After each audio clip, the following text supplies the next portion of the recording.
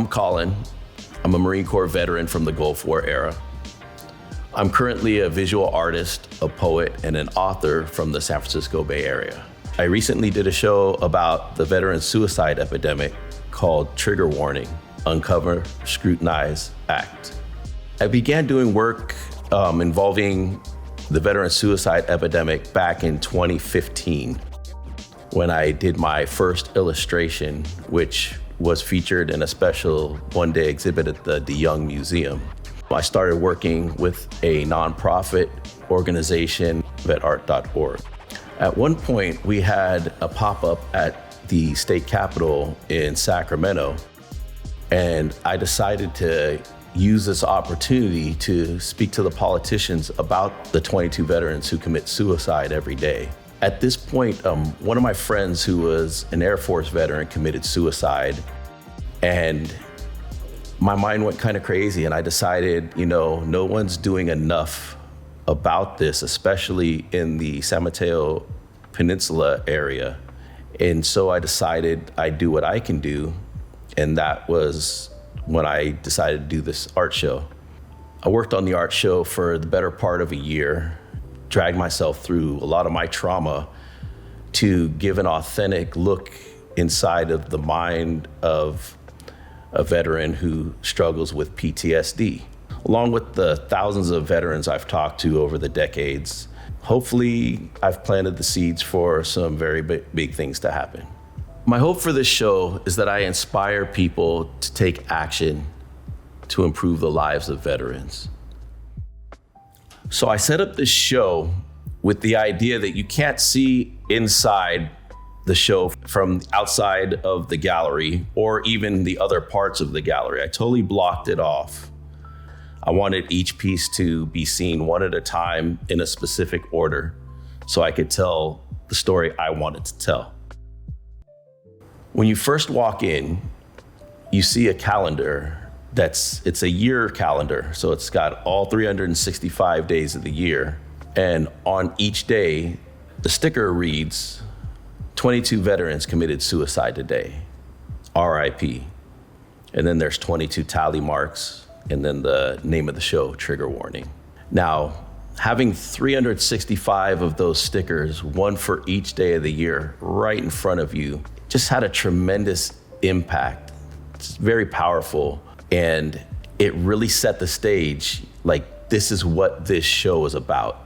I'm very big on interpretations of artwork, especially with my own. I almost never want to tell you what the art piece is about. I want the viewer to come up with their own ideas.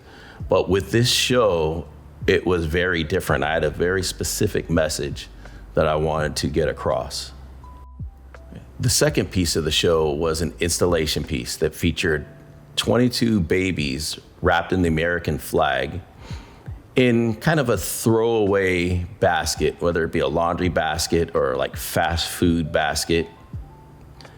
And it had a real folded flag in the middle, which happened to be my grandfather's flag, who was a World War II veteran and a Pearl Harbor survivor. In between the babies, there was a canvas that read, "My veteran parent committed suicide. This flag replaced them. I need a hug." So for this piece, the babies did represent children of veterans who committed suicide. That being said, there were deeper meanings in this piece. Every veteran is somebody's baby. There's ripples that go through many different communities that many veterans are involved in, whether it be the veteran community, the families of the veterans, the workplace of the veterans, any other types of groups they're in, whether it be a fraternity, a club, a sports team. The ripples go through and affect many people. It's not just 22 veterans that commit suicide each day. It's the thousands of people that are connected to these 22 veterans each day.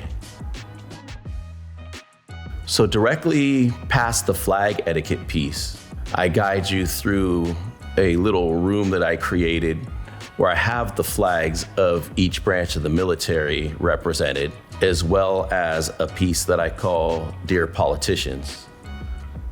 Dear Politicians is a structure that represents a digital 22 for the 22 veterans who do commit suicide daily. There's 16,080 squares on the outside of this 22. That's 1 square for each veteran who takes their lives during each 2-year term. For this piece, I do imagine it being a large metal structure, a permanent public structure in hopefully many places around the country. After the Dear Politicians piece, I have the audience walk through the tunnel shrouded in netting, and you walk into the main gallery section that I created for the show. The first thing that you'll see is a large skull with a wheelchair inside of it. The wheelchair is chained to the ground and it has a brain inside of it. This represents mental disabilities and the fact that many people don't recognize these disabilities. They kind of think they're made up. And I wanted to show the audience, you would never see somebody in a wheelchair and tell them, get up out of the wheelchair and, it's your choice. Go run a marathon. You would never say that. And I would never want anybody to say that. But when it comes to mental health, things like that are said all the time. I set up the gallery in a way that it is an art piece in itself, if you can see it from an overhead view. The brain is in the bullseye of a target, which is mapped out on the floor. And there's 5 podiums, which are all sights. They're all weapon sights, and they're aimed at the brain. And the idea is that those art pieces that are on top of those podiums are firing shots that keep the brain locked into the wheelchair and the wheelchair stuck to the ground. The rest of the gallery is sort of everybody else in society and everyday life, and they're not seeing the same thing. The pieces on the podiums, on the one side, the side that are aimed towards the brain, are all the things that would keep the brain locked in the wheelchair. The first piece is in one ear, out the other.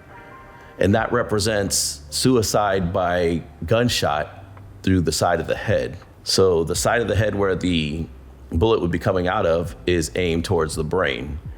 And it's not necessarily meant in this aspect as a literal suicide, but suicidal thoughts. The suicidal thoughts would keep the brain locked in the wheelchair. On the other side of this piece, it just looks like the person's meditating. So the rest of the gallery does not see the true meaning of this piece.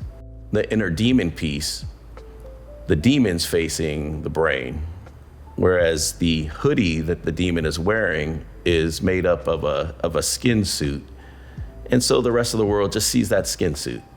For Never Gone, the backside of the piece shows a lady, it's a spirit, holding a broken heart and leaving the back door and going towards the brain. When I describe this piece, I'll call her the lover, but in reality, it's anything that will remain in somebody's mind but is no longer in their physical life. It could be a house they used to own, could be a lost friend, could be a lost lover, but it's something that is staying in their brain but not physically in their life anymore. And that's why she's painted as a spirit, because she's just an idea or a memory. Now on the front side of that piece is a clown. So that's what the rest of the society sees, is the clown. They see the guy just having a good time, but it's all fake.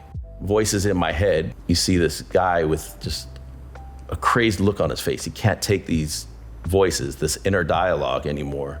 And that's facing the brain. But the part that's facing society it's the hands over the ears, but it also looks kind of like they're just leaning back, hands behind their head, having a good relaxing time.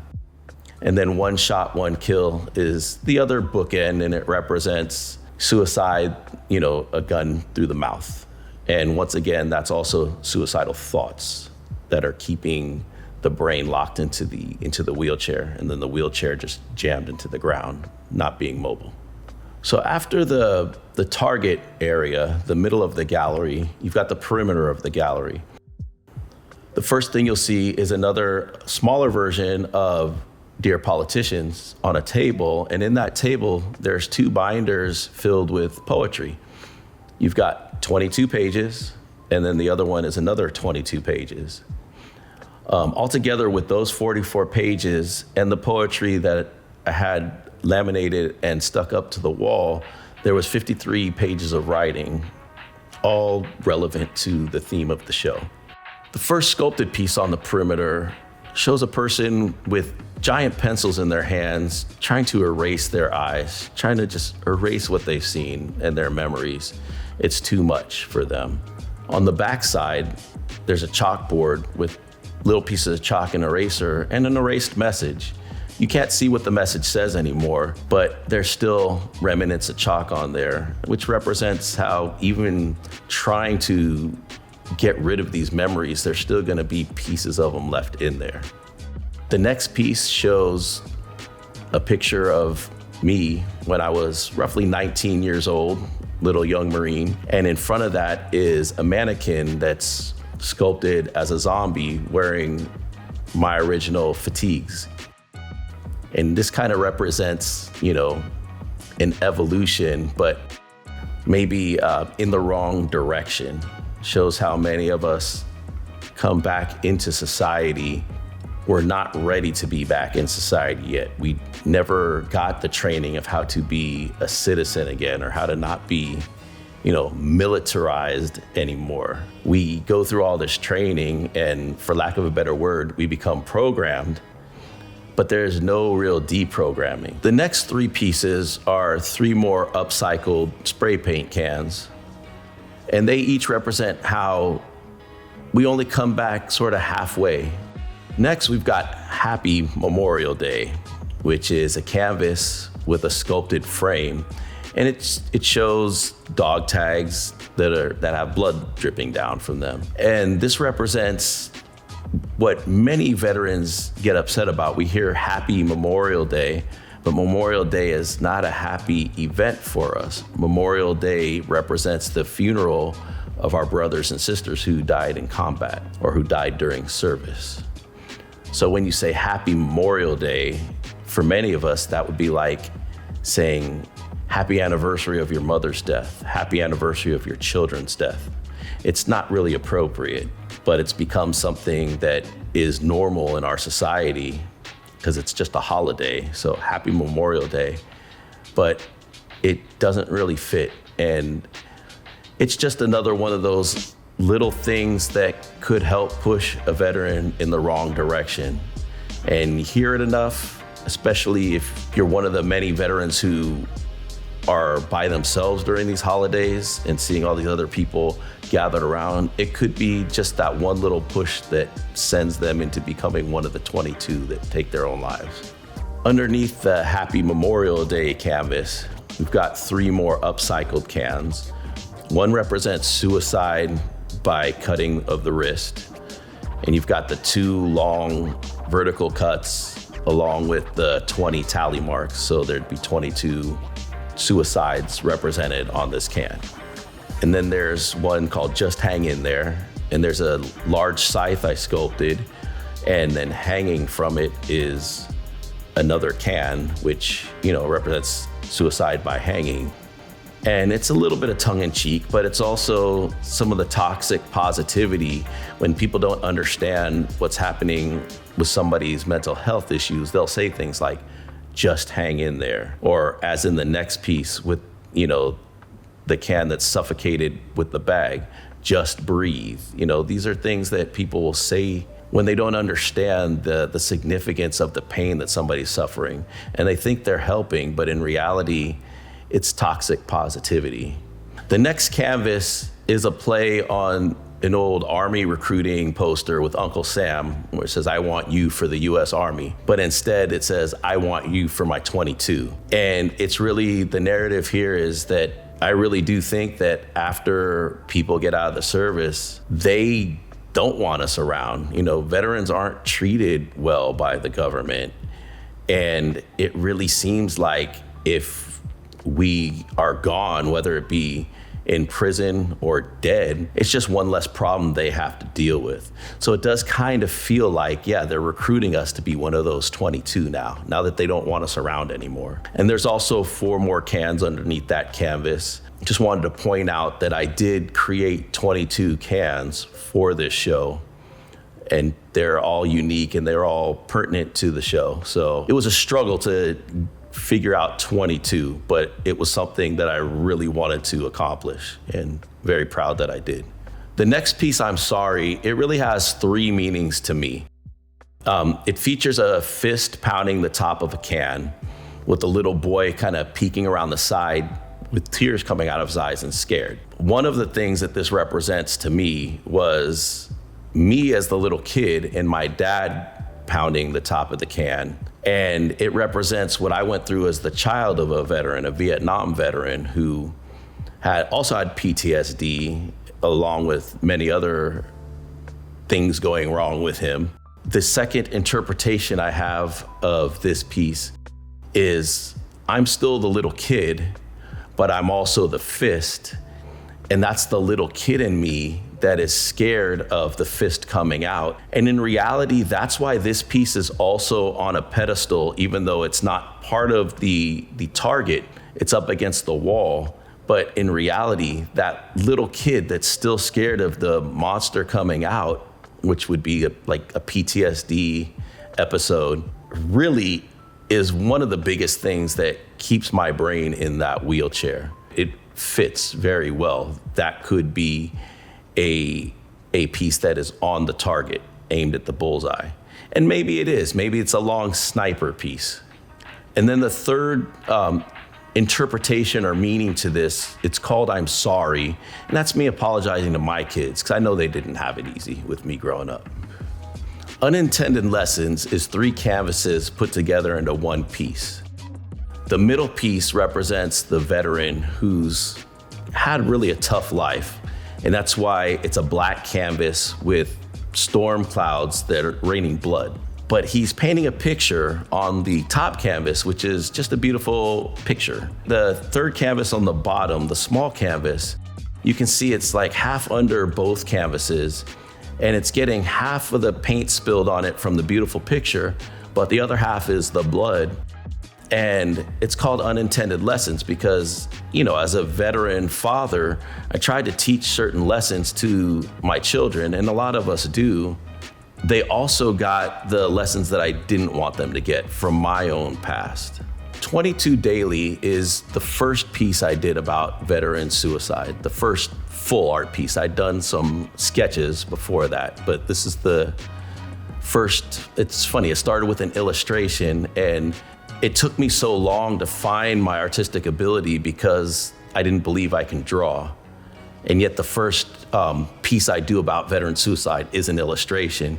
This piece, 22 Daily, actually was featured in the DeYoung Museum in a special one-day exhibition. So the other 2 pieces I combined and made an actual clock that has the concept of the one illustration. The noose with the bloody dog tags are actually the hour markers on the clock. So I really enjoyed combining these 2 illustrations and making an actual clock out of them. The final section of the 3 cans, I call this Pick Your Own Poison. And you see one can represents drinking yourself to death. And this isn't somebody that just drinks a lot or, has a slight problem. This is somebody that's purposely drinking to die. And then you have another one that's, shooting up heroin or whatever other drug they'd be shooting up. This piece was important to me because I realized that I hadn't done any pieces that represented first attempts, because that is a common theme. If somebody's committing suicide, it's not everybody just commits suicide the first time and they never tried it before. So on this piece, you'll see a semi-healed slice mark on the wrist. And then the final piece is overdose by pills, which is actually very common. Even pills with alcohol actually is very common. And I created my own pills that are inside the can's mouth. And I put the symbol for potassium cyanide, and then 777 was just a large a large amount of potassium cyanide, and the fact that there's 5 pills, there wouldn't be anybody alive that could survive that. So I just wanted to have an ultimate suicide cocktail in there. And these pills don't exist as far as I know. I made them up, but it's the idea. And then I have the canvas. It's called Love Letters. Now, this one was very important to me. Love letters, it is my love letter to my veterans and to myself as a veteran also. It's a wooden canvas and it's got the semicolon. So the semicolon movement, it represents a point in your life where you either attempted to commit suicide or you thought seriously about suicide and you kept going. Now, visually to me, a semicolon is a period and a comma. The period represents you did it, you killed yourself, you're gone. The comma represents you kept going. Now, the beautiful thing about the way that the semicolon is set up is 1/3 of it is taken up by the period, but 2/3 are taken up by the comma. So you've got a better chance to keep going than you do to stop. Now, I surrounded both the period and the comma with a color wheel. The color wheel around the period is pastel colors with white lines. And to me, that represented taking the life out of the colors. Whereas, conversely, the color wheel around the comma were very vibrant colors, and that's just full of life with the black lines, which black represents all colors. And that was my love letter to my veterans, to just keep going, just keep going. You can find me on the internet at bigcisme.com. Feel free to reach out and I will return your messages. Thank you for taking your time to watch this video. The final part of my show was a full-length mirror with a poem called What If attached to it. At this time, I'd like to read that poem for you. What if 22 were pointed at you, day in and day out? Imagine your fear. Are your anxieties clear? But that's not what this is about. If 22 random veterans took out 22 random targets daily, how long would you sit there being quiet? If they took your favorite singer, your partner, or your child, then would you riot? Would you write to the government demanding that they stop us? Would you arm yourself, prepare for a hunt? Or would you hunt down the policymakers? Metaphorically, of course. I'm not advocating for you to pull a crazy stunt. Would you put us up in camps like in World War II? There was one where you're standing right now. They did it quite recently, so we can never say that it's something they wouldn't allow. Do you think that the fact that we're veterans would make any difference in what they would do? Remember at this point, goodbye President, goodbye Dolly, and another 18. Oh, and you. Of course, this is silly. As soon as they knew that anyone could be killed, they'd shut it down. So if we matter so much to you right now, why is the number 22 still around? I've been creating art about 22 down for over a decade already. That's beyond 80,000, 22 more each day, and the number is climbing steady. You pay your taxes and think that the government takes care of our needs. But I'm here to show you that they don't. I'm here to plant the seeds. I hope you'll water and nurture what I've shown you and let us into your soul. Take action, take the lead, do what you can to help achieve the goal. If you look real hard, I'm sure that you can see the light at the end of the tunnel too. Take a quick look in the mirror. The light at the end of the tunnel is you.